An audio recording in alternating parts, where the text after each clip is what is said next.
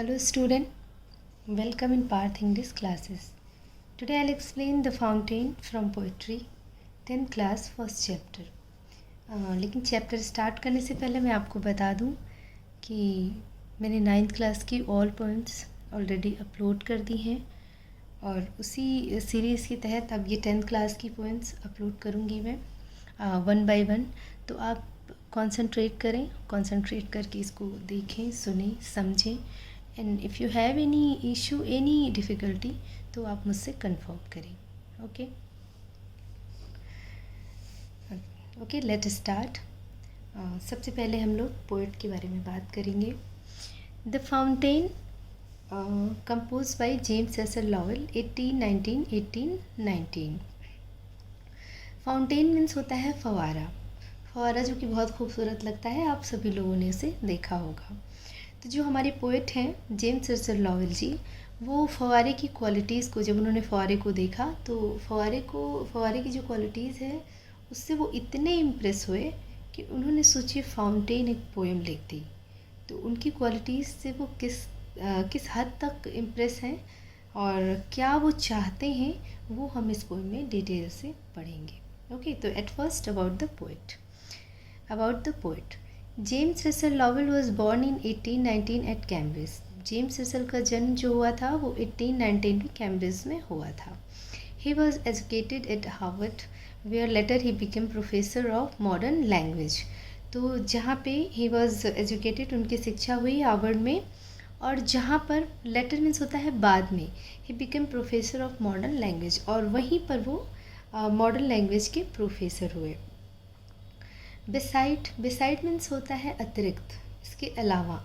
लेकिन देखिए बिसाइड और बिसाइड्स एंड बिसाइड, ठीक है, प्रोनाउंसिएशन और सेम है लेकिन जो इसकी स्पेलिंग है वो डिफरेंट। देखिए उसमें क्या डिफरेंस है। बिसाइड्स एस है तो अतिरिक्त, और अगर केवल बिसाइड है तो बगल में, यानी कि ही सिटिंग बिसाइड मी, वो मेरे बगल में बैठा है। तो beside several volume of verse he published conversation of some of old poets, यानी कि बहुत सारी पोएम्स के अलावा, कई पोएम्स के अलावा उन्होंने अपनी पोएम्स पब्लिश की। उसके अलावा उन्होंने कुछ पुराने कवियों के, जो बहुत पुराने कवि हैं, कुछ कवियों के कॉन्वर्सेशन भी उन्होंने पब्लिश किए। Fireside, travel among my book etcetera, इस तरीके से बहुत सारे। ही डाइड इन 1891 और उनकी डेथ हो गई 1891 में। About the poem, the poet is thrilled by the sight of a fountain when it looks beautiful by night and day. देखिए जो बात है ना कि पोएट जो है बहुत इम्प्रेस्ड है, तो पोएट इज थ्रिल्ड मतलब बहुत ही एक्साइटमेंट, द पोएट के अंदर बहुत एक्साइटमेंट होता है जब वो देखते हैं उस फाउंटेन के दृश्य को, कि जब वो बहुत खूबसूरत दिखता है दिन और रात में, दोनों ही टाइम में बहुत खूबसूरत दिखता है। He watches the fountain trying to reach as high as possible. कह रहे हैं कि वो देखते हैं कि फाउंटेन कोशिश कर रहा है ऊंचाई पे जाने की, मतलब जितना एज पॉसिबल, जितना पॉसिबल हो पाए, जितना संभव हो सके, वो फाउंटेन ऊंचाई पे जाना चाह रहा है। वो ये वॉच कर रहे हैं, ये देखते हैं वो।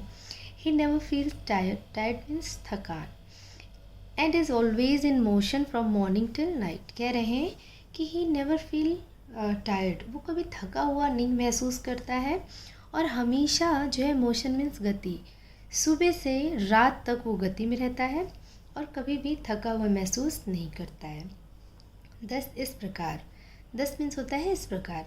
The fountain teaches a valuable lesson of continuous activity. तो जो फाउंटेन हमें सिखा रहा है, जो हमें शिक्षा दे रहा है, वो ये बता रहा है कि उससे कि हमें भी कंटिन्यूअस अपनी जो वर्क है, जो हमारा गोल है, जो हमारा एम है, उसको पाने के लिए हमें अपने हार्ड वर्क में कंटिन्यूटी रखनी चाहिए, मतलब उसको ब्रेक नहीं करना है। ठीक है, मतलब जिस भी वर्क के लिए हम हार्ड वर्क कर रहे हैं उसको करते रहना चाहिए। ओके, तो चलिए देखते हैं पोएम में कैसे उन्होंने लाइन में डिक्लेयर किया है। Into the sunshine full of the light, leaping and flashing from morn till night.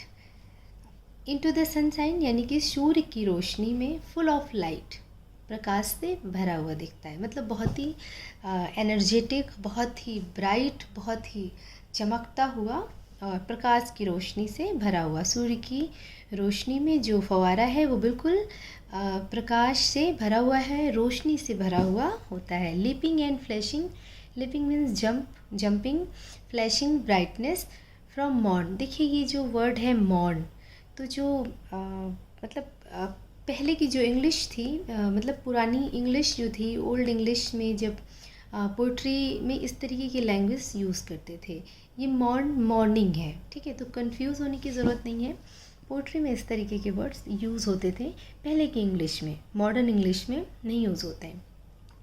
From morn till night, यानी कि जो फव्वारा है वो उछलता है, कूदता है, चमकता है सुबह से लेकर रात तक। Okay. Into the moon light, अच्छा अब चांद की रोशनी में, अभी सूर्य की रोशनी थी, अब चांद की रोशनी में whiter than snow, whiter than snow यानी कि बर्फ़ से भी ज़्यादा सफ़ेद दिखाई देता है।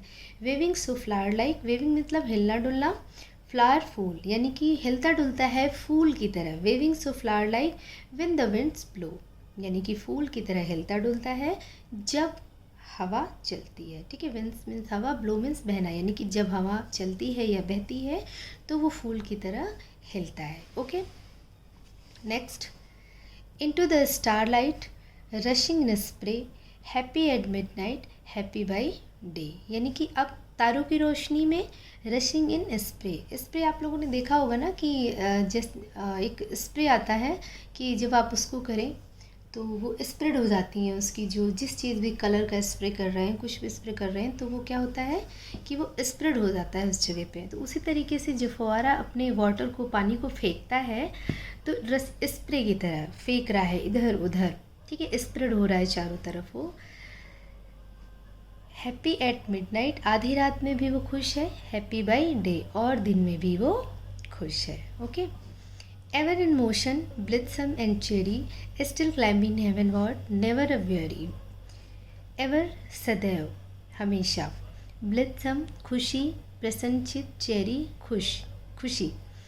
क्लाइंबिंग चढ़ना ऊपर की तरफ, हेवनवर्ड ऊपर की तरफ, आकाश की तरफ या स्वर्ग की तरफ, कुछ भी कह सकते हैं आप। नेवर कभी नहीं, अ वेरी थका हुआ।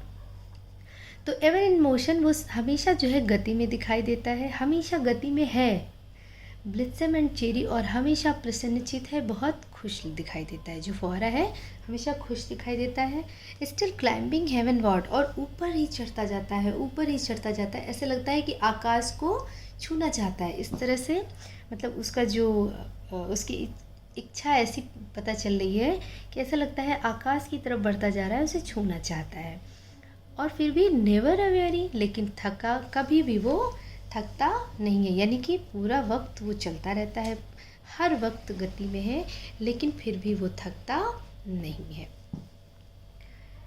Glad of all weather, still seeming best, upward और downward motion thy rest. Thy देखिए उसका, ठीक है, ये दाई फिर आया ओल्ड, जैसे कि मैंने बताया ना कि ओल्ड जो मतलब इंग्लिश थी, उस जब पुराने समय में, ज़्यादा पहले के समय में इसी तरीके के वर्ड्स पोइट्री में यूज़ होते थे, पहले की इंग्लिश में कह सकते हैं।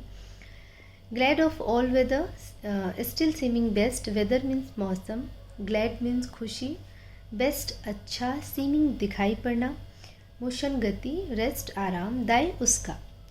तो हर मौसम में जो है फव्वारा खुश है, चाहे विंटर हो, समर हो, स्प्रिंग हो, ऑटम, कोई any weather he looks happy.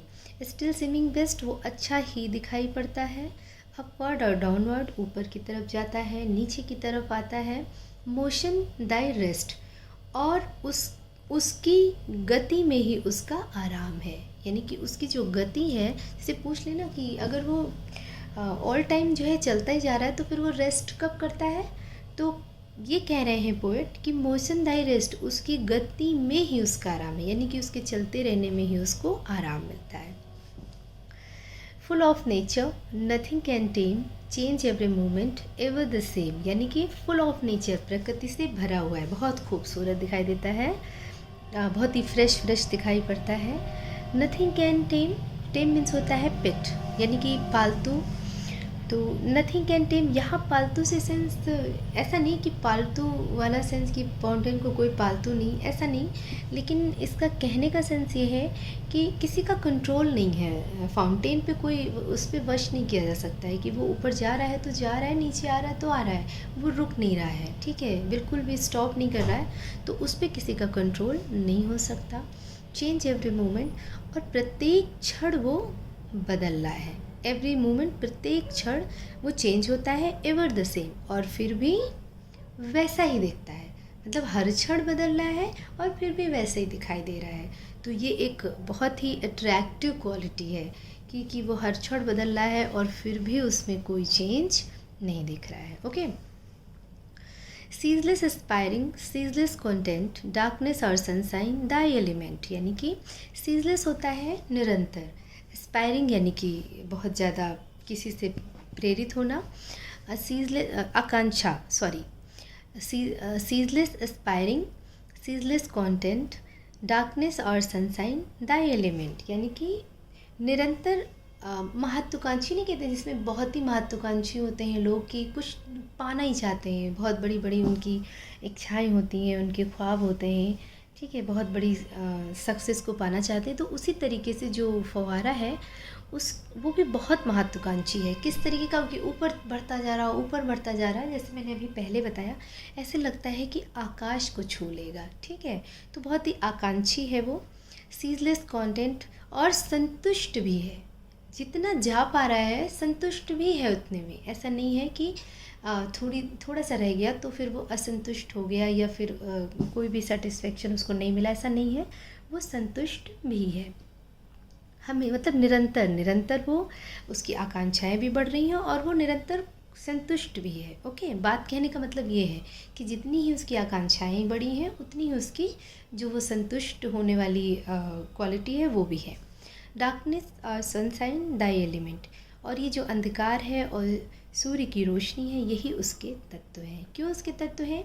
क्योंकि जो भी उसका रिएक्शन, एक्शन, एक्टिविटी है वो सब इसी वक्त में हो रहा है।